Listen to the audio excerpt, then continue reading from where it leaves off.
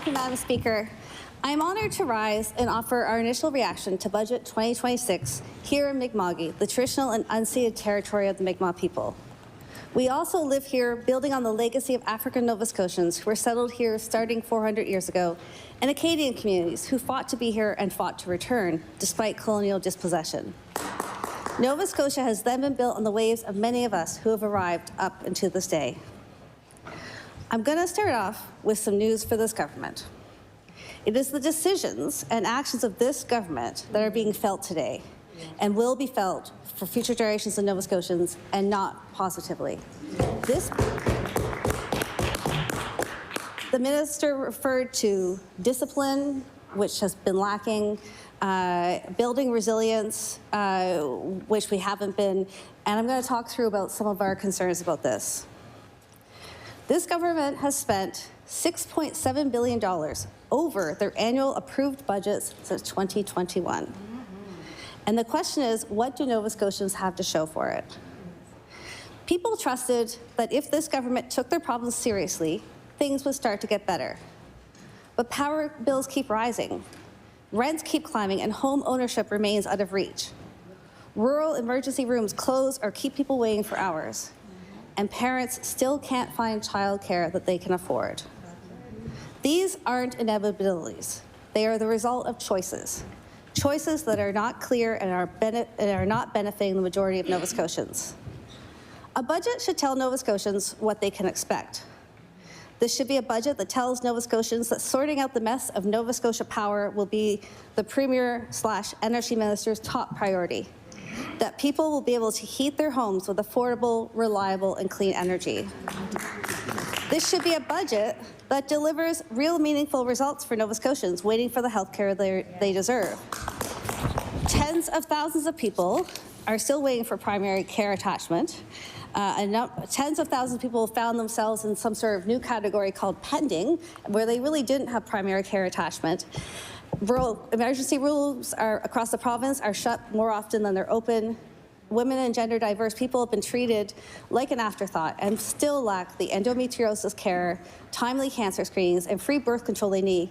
And while the Menopause Centre has been announced, I think that what I have heard from people is real concern that they haven't been able to get the treatment they need for endometriosis, for instance. So what will be different, and how will the healthcare system be able to accommodate the issue of menopause?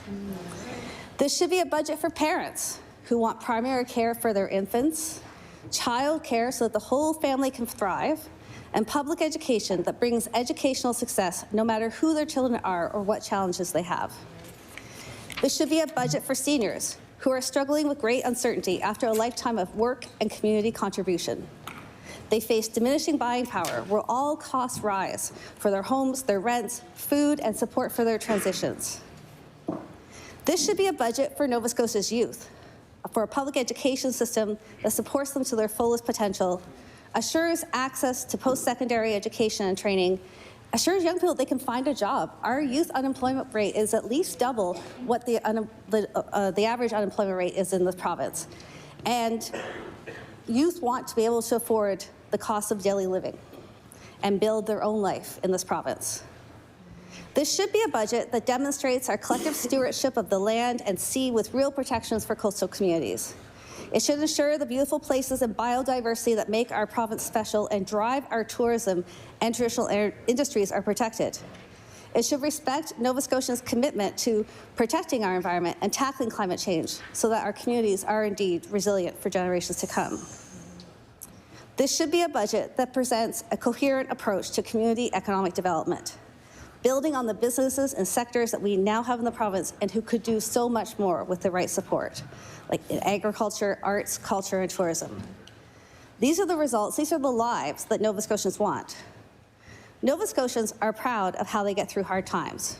They work hard, look out for each other, and don't ask for much, just a fair shot to build life here at home.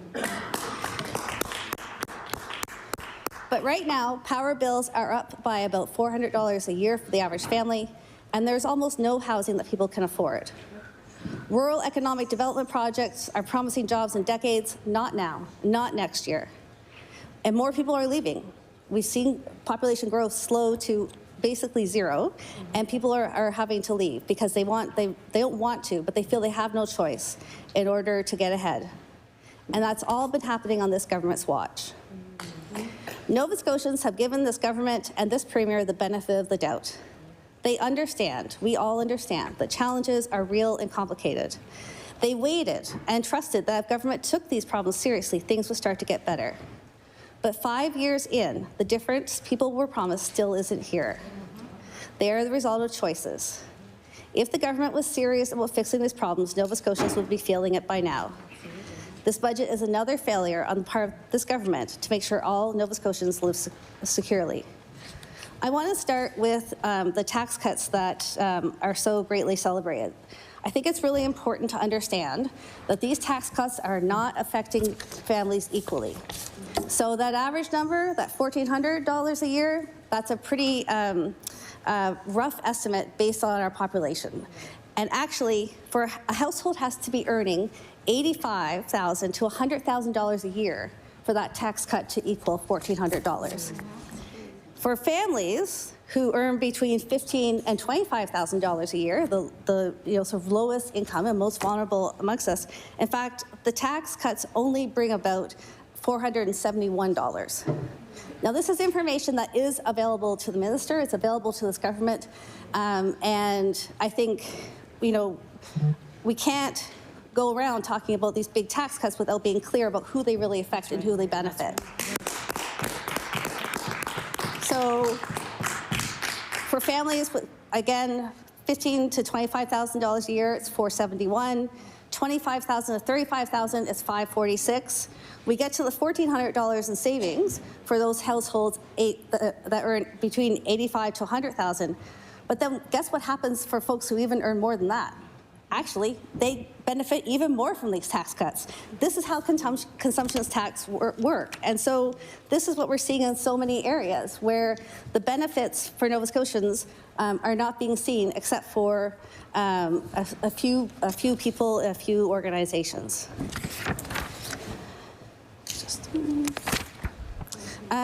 As well, the tax cuts include an HST rebate for energy that Nova Scotians have had for about 15 years. It's not lowering power bills, it's just repackaging. Nova Scotians haven't paid HST and home energy for over 15 years.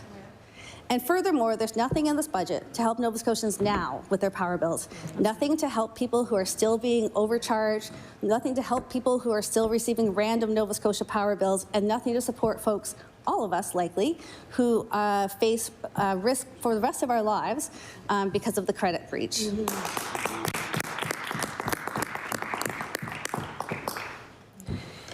In housing, there's no guarantee that the money budgeted in this budget for affordable housing isn't going to subsidize private sector developers rather than non-market housing providers.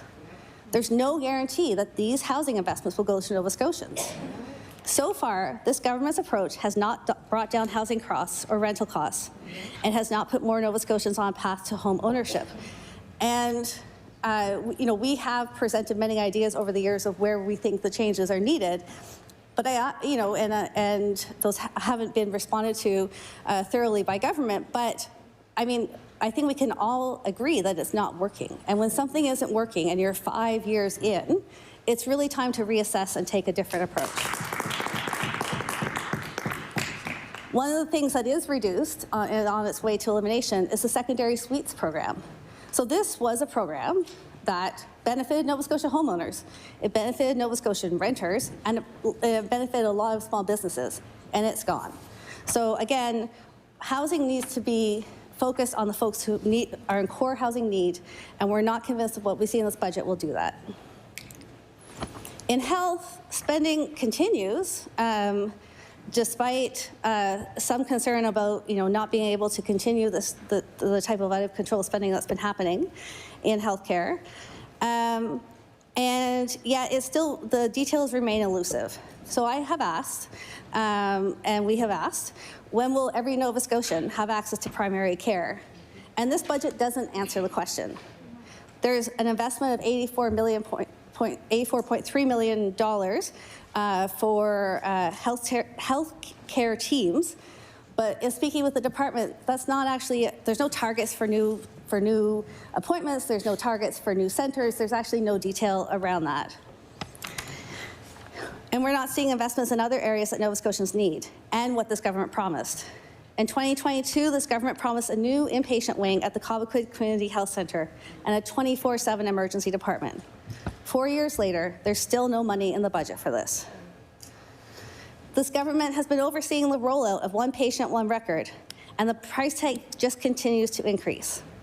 In February, the cost of one patient, one record was $365 million. Now there's another $67.7 million in the capital plan. That means this is costing Nova Scotians over $400 million. This spending is all being done behind closed doors, and Nova Scotians have no idea if this government is getting value for money. I would also say it's an example in economic growth of where there was a need, and we should have built an made in Nova Scotia approach so that the money that we have to spend is staying in this province. In economic growth, again, this budget does not present a comprehensive community-based economic growth program. Continues to ignore our traditional industries and our rural areas. There are vast cuts in arts, culture, and tourism, which are what we find from tip to tip in Nova Scotia. What makes Nova Scotia special and different and enhances our celebration of our heritage and in small communities. It's what we're known for, and there's extensive cuts. There's extensive cuts to other community-based organizations as well. There's a small investment in fisheries innovation, which is long overdue, and it is not clear how, where the goals will be for that. But agriculture isn't mentioned. There's no further money for season extension, for instance. These are the industries that we have right now in our rural communities. These are the industries that exist from tip to tip in Nova Scotia. And when Nova Scotians want to talk about economic development in their communities, they're often ignored and referred to as special interests. And this is concerning, and also this is expensive. So seeding division and polarization in communities, as opposed to creating social cohesion, that is an expensive way to manage a province. Over the past year, I had the occasion to attend many community meetings on different natural resource issues, and it was frankly inspiring. It was really what this province is good at, right? Is like coming together, sharing information, connecting with people, reaching out, saying, let's get together, let's have a conversation. I didn't see any of the local MLAs in those meetings. I know that they had been approached. So, whether it was the member for Hants West, the member for Pictou Centre, they weren't at these meetings to hear what people were saying in their communities about what they were concerned about, what they wanted, and how maybe they had ideas for getting to similar outcomes. There are extensive program cuts in this budget that we will examine in the coming days. As I said, they're targeted at the communities and experiences that are the foundation of our experiences as Nova Scotians. They're making cuts to our film and TV industry, tourism, arts, cuts to libraries, cuts to municipalities, cuts to the scientific management of our natural resources, troubling cuts for education, and that will make it hard for parents and teachers to support our children. There are deep cuts to the public service. And I think the question really is, what's being cut and why?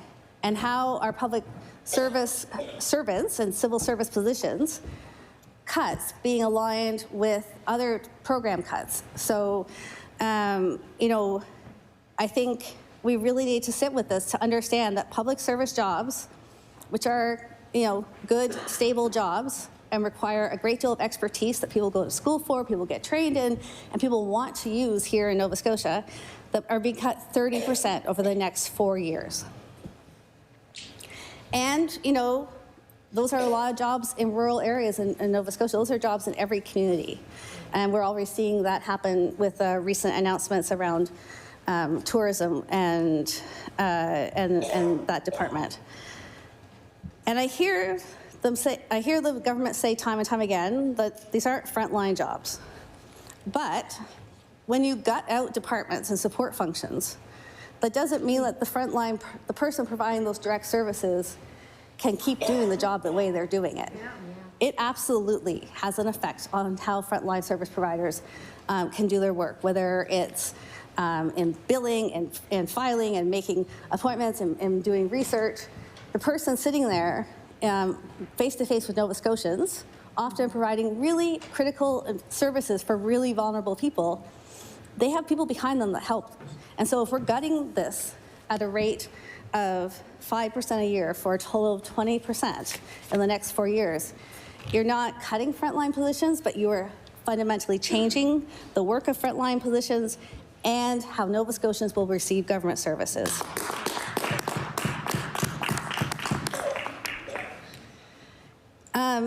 And at the same time, there's deep cuts in the public services. And again, as everyone knows, we received the budget earlier today and are going through it.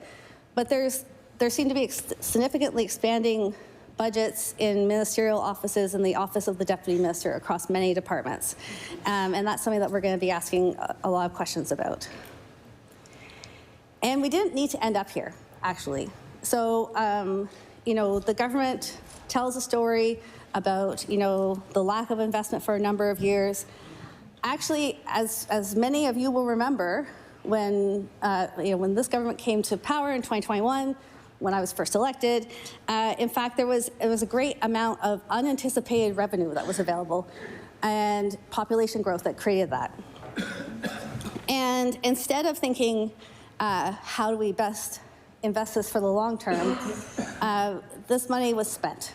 There was reckless spending, and not only that, not only was it not safeguarded and thought of in terms of like when population growth would slow, when federal transfers would slow.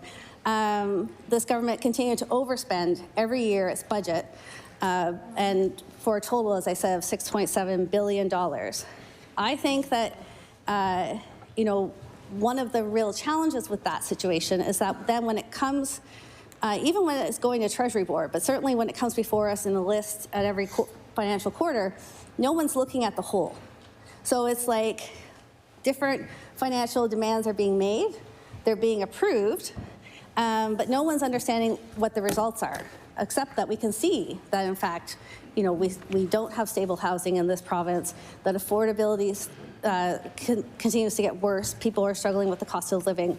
So, in the early days of this government made mistakes in fiscal planning. They spent unexpected revenue from unprecedented population growth and federal transfers that had no guarantee of being available over the medium or long term. And then ever-fluctuating revenue estimations have been concerning throughout the life of this government, predicting deficits, but ending up with small surpluses. This year, that approach to budgeting caught up with us. It's another dismal financial record set by this government. The largest deficit ever in the province's history, only to be repeated over and over. There is no path to balance. This government has tabled a budget that does not plot a path back to balance where instead expenditures outstrip revenues through to, and it seems past, 2030. Year over year, this government makes a mockery of our democratic system, excluding Nova Scotians from the discussions of what they care about. A major example has been out-of-budget spending. We want the Finance Act to be amended so that in Nova Scotia, we do what every other province does and take a look at the additional out-of-budget spending together on the floor of the House. This would not slow the government's ability to respond to emergencies. It would, however, allow this House, and thus the folks elected by Nova Scotians, as a collective to review spending and signal any questions or concerns. Looking at the budget and out-of-budget spending as a total would allow us to assess if the spending is truly making a difference for Nova Scotians. This government has handed out contracts without competition and money without contracts. They haven't asked for outcomes and they haven't asked for results. And Nova Scotians have no idea if they're getting value for money. Like our home budgets, every dollar spent in one area is a dollar that cannot pay for something else. And when folks spend beyond their budgets, there are consequences. And now we face, for the first time in a generation, a credit rating downgrade. This is a very we don't even know what to expect, but this basically means, we have net debt that continues to grow at a record high rate and to record high levels. Now an estimated $22 billion for the current fiscal year, and growing to $35 billion by 2029-2030. And what that means is that our borrowing needs, our need to be able to finance how government functions is not going to decrease. With the negative credit rating, what we're going to see is that, in fact, it's going to be more expensive and harder for Nova Scotia to get the money that we need. And that is going to constrain even further the choices about how government supports Nova Scotians. This generational deficit and net debt that this government created will shape our lives for many years in Nova Scotia. And it's been clear that so the credit rating downgrade that appeared from Standard & Poor actually came out of cycle, because they were basically alarmed by the last fiscal update. And they've been pretty clear about what they see happening in Nova Scotia, and I'll table this after this. The negative outlook reflects our expectation that in the next 2 years, a higher spending base will result in operating deficits and elevated after-capital deficits, persisting beyond our previous expectations. We believe that these deficits could also pressure the province's liquidity position, while the debt burden will increase to more than 150% by fiscal 2028. Will this government commit now to ensure that all spending by government comes to this legislature so that all Nova Scotians know why our debt and deficit keep increasing?